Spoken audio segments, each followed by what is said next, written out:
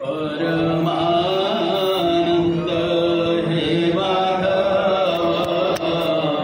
पुरी रहे सर्वजीव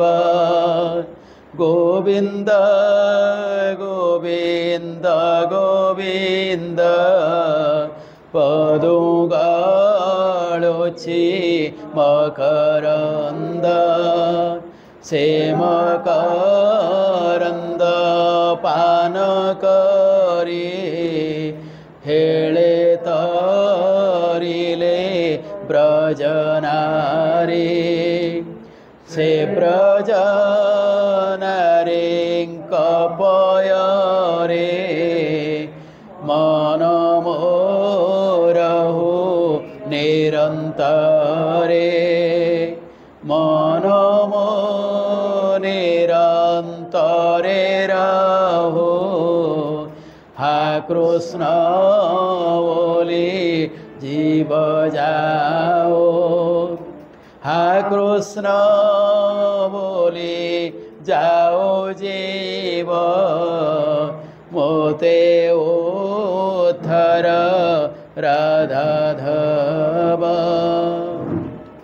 नारायणं नमस्कृत्य नरं चैव नरोत्तमं देवीं सरस्वती व्यासं ततो जयमुदीरयेत् मुखं करोति वाचालं पङ्गुलङ्घयते गिरिं यत्कृपातमहं वन्दे परमानन्दमाधवं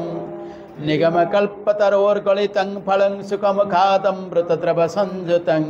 पिबत भागवतं रसमालय मुहुरहो रसिका भुवि भावुका गीता सुगीता कर्तव्या किम अधिक शास्त्र विस्तारे जा स्वयं पद्मनाभस्य मुख बिंदात विनिश्रुत झरणा बहिक आसबार आम देखीचे नुहे कि झरणा बहुची कौन गोटे जगार झरणाटा बहुची एठी कहला जा स्वयं पद्मनाभस्य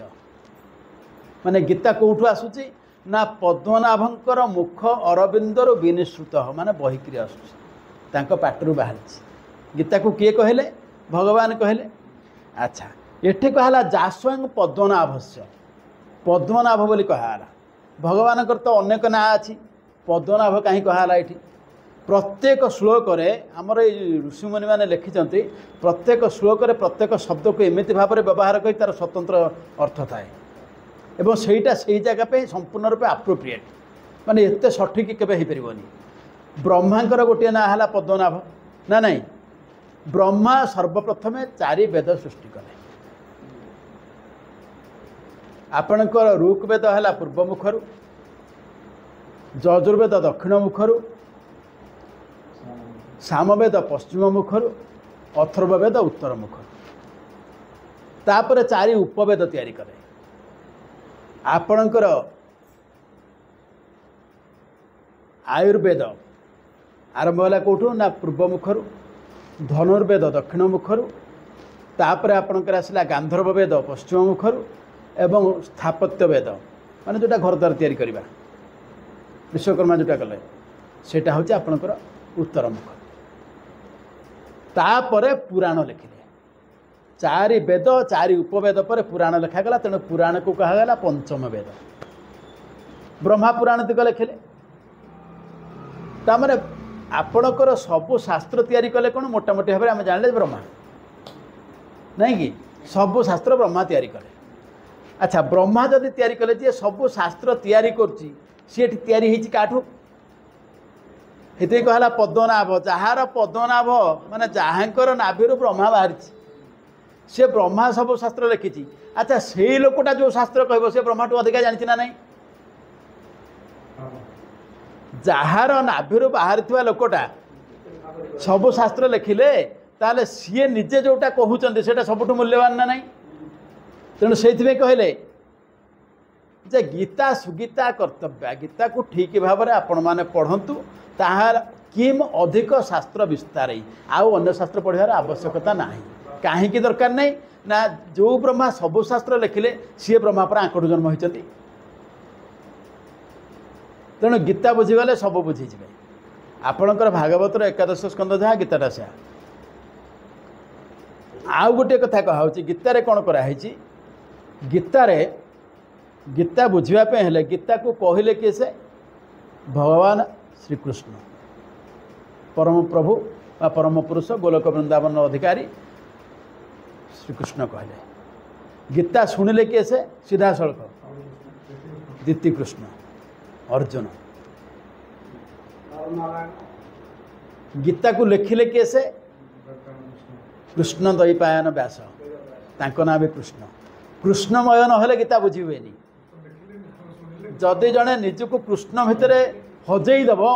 ताहले सी जाकर गीता को ठीक बुझ तापर आउ गोटे कथा कहुच्छी गीता केमितिया जिनिस जेते प्रकार आपणकर शास्त्र फास्त्र सब लिखा सारा वेदांत बा उपनिषद जो लिखागला जमी आम कहे अंतर आउ कि ना अंतसार शून्य हो गला गोटे लोकटा मनकर सुखीगला रोगा होकरी गला से तार आउ ना अंतर आउ कि ना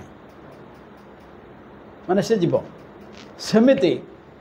आपणकर वेदांत ताहा वेदर सार जिनिस गुड़ाक हूँ वेदांत वेदर अंत नुहे वेदर शेष नुहे वेदर सार जिनसा हूँ वेदांत वेदांत को कहगला उपनिषद वेदांतर आउ गोटे ना हूँ उपनिषद एवं एठी कहगला सर्वोपनिषद गाव दुग्धा गोपाल नंदन समस्त उपनिषद जदि गोटे गाई हमें ताहले सेठी आपणकर से गाई देहर क्षीर दुहुची किए से ना गोपाल नंदन श्रीकृष्ण क्षीर दुहुंचंती समस्त उपनिषदर सार जिनसटा क्षीरटा हूँ गाईर सबुठ मूल्यवान जिनस ताकू दुहुची किए से ना श्रीकृष्ण ताकू सीधा सड़क पीऊँच किए ना पार्थवस्था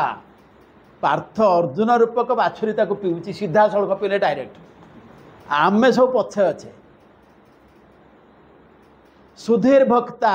आम जो मैंने पर भोग करचे आम हूँ सब जो मैंने चाहूँगी गीता को पढ़ापी एम कहला सुधी जार बुद्धि उत्तम है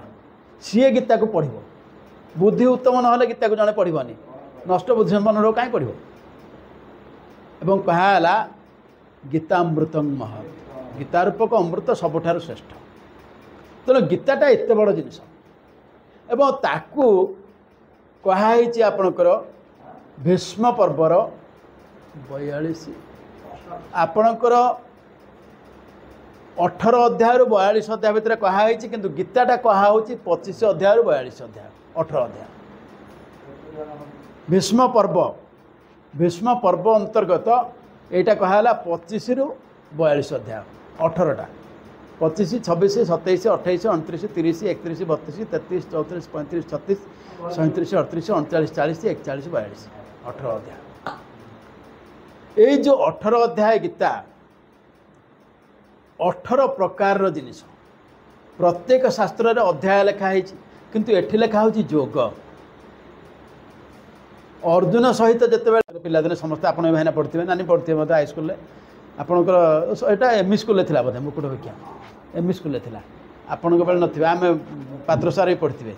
आम मैंने पढ़ी से लिखाई जो अर्जुन जाइए मुकुटा मागे देखो कहीं कहूँ युद्धर नियमटा कि मेन्टेन करते दुर्योधन मुकुटा गोटे दिन पे मोर मुकुटा दरकार गोटे राति पे से अर्जुन जिते चित्रसेन गंधर्व ठार रक्षा करते से दुर्योधन कहला तोर जो आवश्यक हो मुझे जहाँ तू मागू देवी दिन ये तेणु जाइए भगवान श्रीकृष्ण पठेले जेहेतु भीष्म प्रतिज्ञा करते काली अपांडवा करदेवी मेदिनी तेणु भीष्म को भूतेवाई दुर्योधनर मुकुटटा आनिबा दरकार श्रीकृष्ण फर्मुला एवं फर्मुला कहीं भी रहस्य अच्छी महाभारत में 5टा लोकर शरीर एका केवल आभूषण जो चिन्ह हुए आपणकर भीष्म कर्ण दुर्योधन अर्जुन श्रीकृष्ण समस्तंकर शरीर एका भली देखा जाए जदि पछपटू आप देखिए बेयर बड्रे माने खाली रखाई मुकुट फुकुट बाहर कराई एका टाइप दिशे किंतु आभूषण अलग आंकर है मयूर चंद्रिका मानगोविंदर मुकुट आपणकर अर्जुनर गांडीव चिन्ह एवं आपणकर भीष्मकर तांकर संश्रु दाढ़ी फाड़ी गुड़ाक जो चिन्ह हुए ये सब चिन्हर जना पड़े। तेणु अर्जुन को पठागला तू जाकि मुकुटा आनी हरी मुकुटा पिंधिक पलैबू तू दुर्योधन भाया दिशबू से तू कहू जे पितामह मुझे भाविला युद्ध कर लाभ मोर भाई से 5टा गाँ देदेवा छाड़ तो युद्ध बंद करदे आउ से सर 5टा मत देद कहीं युद्ध करवा जो सर 5टा तुम बाउंस बुड़े बोले काली कथा है पाटा जो दरकार पड़े तुमको पुणी फेरदेवी या कहीकि नहीं आसवा आ मारानी किंतु दुर्योधन मुकुटा दरकार। तेणु जो अर्जुन जाकि सेठी पहुँची गले सेठी जो वर्णना कराई जहाँ वर्णना है आम कवि मैंने लिखिं जदु भाई हौ चौकीटा बुले दिंतु टे ना समस्त गीतटा शुणिया के जदु भाई गीतटा जदु भाई नगाले टे तार ये आसेनि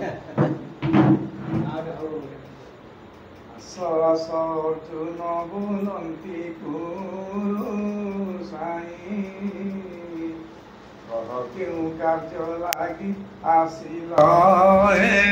भाई विनय अर्जुन बंधु राजांक चरण बेनी भुज धरी राजा देले आलिंगन महादरे नहीं राजा इंद्रर नंदने निज हस्ते बसाइले रत्न सिंहासने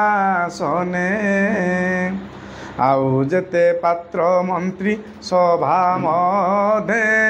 थिले समस्त को पार्थमिष्ट वचने तोषिले आदरे सादरे घेनी इंद्रर नंदन सहस्ते व्यजन धरी करती व्यंजन बोइले अर्जुने चाहि कह आहे भाई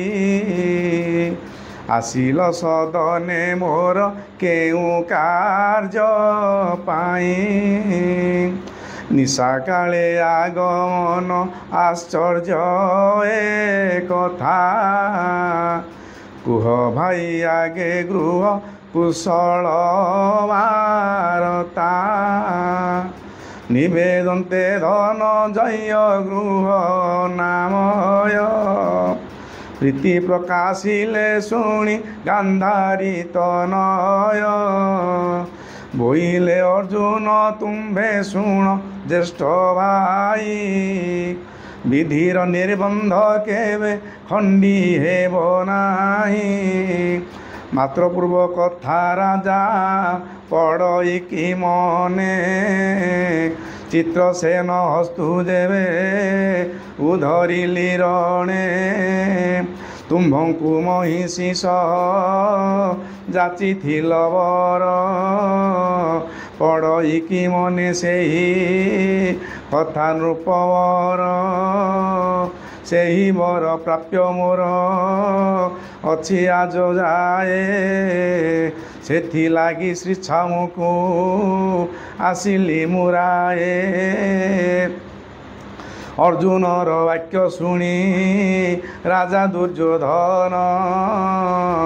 दीर्घ श्वास तेजी उचे कहती ए सन वृथा हेला सीना मोर समस्त उद्यम वृथा हेला नाना देशु सैन्य समागम आमंत्री आनिली सीना वृथा राजदल भीष्मर प्रतिज्ञा हेला समस्त विफल युद्ध काले पांडवंक उपुजिला भय